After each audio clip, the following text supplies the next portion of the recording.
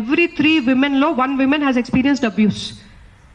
సతీ సాగమనం నుండి ఇప్పటిదాకా ప్రతి కెరియర్లో ఒక కెరియర్లో ఒక విమెన్ నిలబడాలంటే ఎంతో ఫైట్స్ చేశారండి. It has never been easy for a women to come out. ఇప్పుడు మేమంతా ఇలా కూర్చొని మాట్లాడుతున్నామంటే ఎన్నో women, I congratulate and I respect all the women who sacrificed, who took a stand.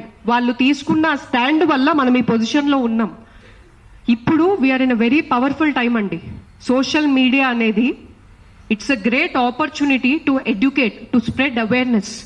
ఎప్పుడైతే మనము ఒకరి వస్త్రధారణ వల్ల ఒక వేరే జెండర్ని మనం ప్రొవోక్ చేస్తున్నాం అంటున్నామో, మీరు ఆ very moment you are diverting the mind set and you are saying if I'm wearing a revealing clothing, it does not mean consent and it does not mean I'm inviting another person to behave a certain way with me.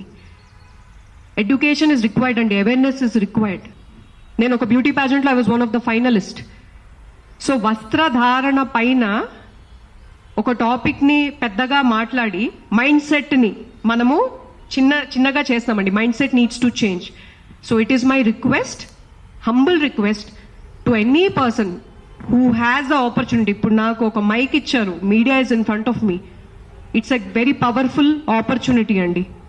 So let us not damage each other. Let us take that stand.